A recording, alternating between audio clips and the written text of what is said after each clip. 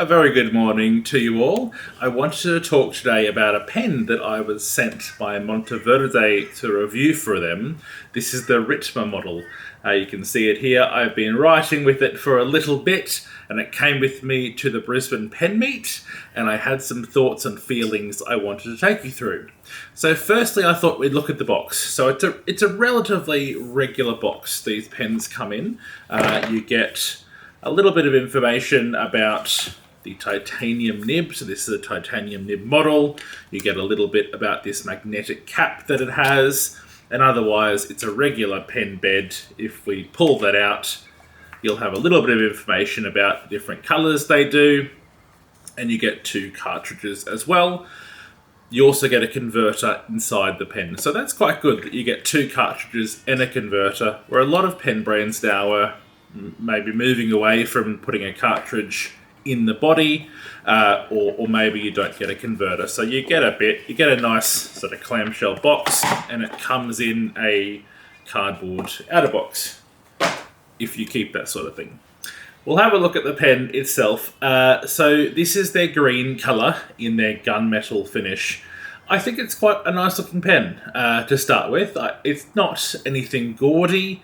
It's also not the most beautiful pen I've ever seen, but I think it's practical and it looks quite nice. Now, the one thing I do really like about this pen, a lot more than I thought I would, is the magnetic cap. And you'll have to listen to it because it's the audible sort of noise that comes when you close this cap that I really enjoy. So I'll stop talking for a second, you'll have to listen. Hope you heard that. I'll do it again. It's just a nice click as you close the pen. At the same time, the pen posts on the end, you can see you've got this little detail on the end here, and exactly the same it'll post.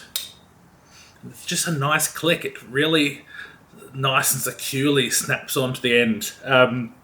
I brought it around to show some family.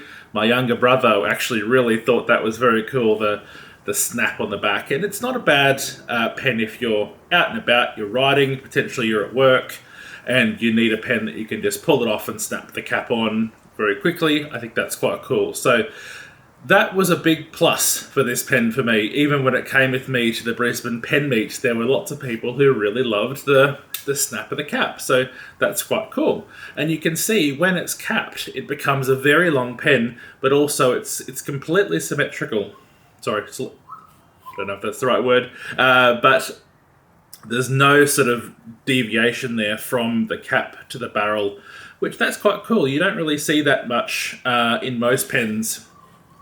When they're posted, of course, the cap often sits a bit higher than the barrel, so something a little bit different. This pen comes with a titanium nib, as we mentioned earlier. I'll show it to you there. It's nice. It's a similar colour to the barrel, which is quite cool. Your sort of gunmetal colour. I was a little bit disappointed with how it wrote, to be honest. Not that it was bad, but I had in my mind that titanium nibs would write a lot softer or would write quite differently to steel nibs. And in reality, I thought it wrote very similarly. I know other brands I have, the titanium nibs are much softer or much springier. So this one was a bit of a shame that it really was very, very similar to the steel nibs. So something to consider, I think, if you're looking at this pen, you're not sure about the titanium nib option. I don't know that it really felt any different to me. So just something to consider if that's something that you're interested in. If we unscrew the section,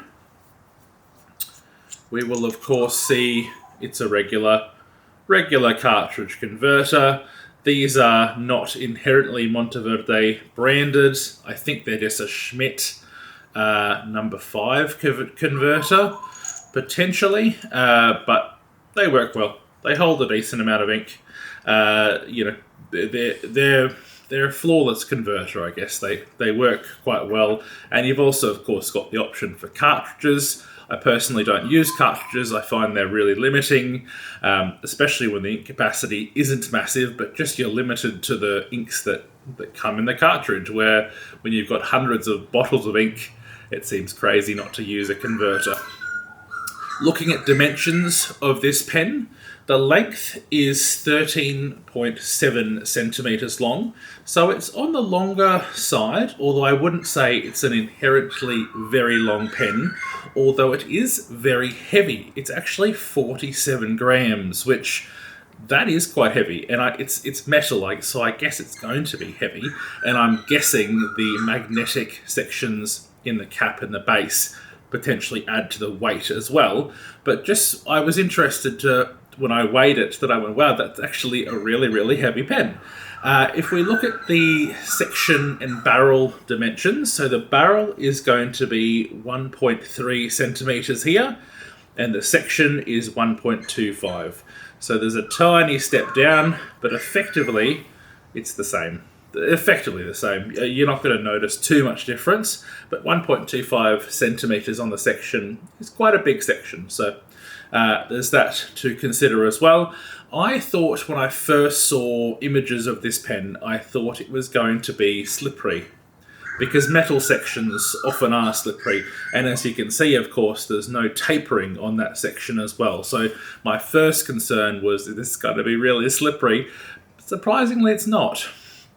And when I hold the pen, I think I rest my fingers on this groove between the barrel and the section, and because of that, it's a nice spot on the section. And so, yeah, surprisingly, it's not slippery, which is nice. And posted, of course, it becomes a very, very long pen, and I have been writing with it posted, but it's quite comfortable as a posted pen. So there you go. Price-wise, I think they're about $150 or so. Obviously, depending on your currency, I think that's around the price point in US dollars, which I think is quite good. I think the pen writes quite well. I think it looks quite nice. I think the magnetic cap is a nice little detail. So yeah, I'll show you a writing sample with it now.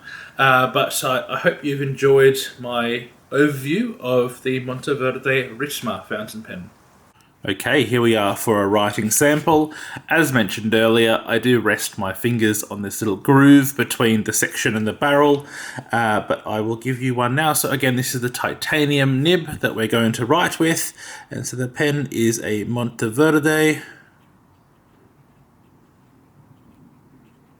Ritma in green.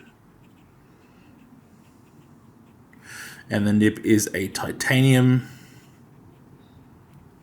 medium.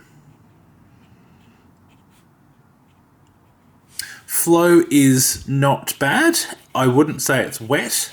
I wonder if the ink contributes to that. I'm sure it probably does, but it's definitely not a wet pen. As I mentioned earlier, though, I was surprised it doesn't feel soft at all.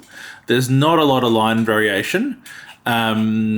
Not that it's a bad writer at all, but in terms of line variation, next to other titanium nibs from other brands, I thought it was quite minimal in terms of what you get, and really wrote quite similarly to their steel nibs. So just something to consider if you're looking at the option for a titanium nib and you're expecting it to write differently. This one, personally, I don't think it does, but I think it does write quite well. I think the line variation is minimal, but as again, maybe a pen you'd bring with you to work or an everyday writer, it is quite a pleasant pen to use. So thank you very much once again for my review of the Monteverde Ritma Fountain Pen. I hope you've enjoyed it. Please let me know any questions or comments you have, leave them below, and feel free to ask about what I'll be shooting next. Thanks again.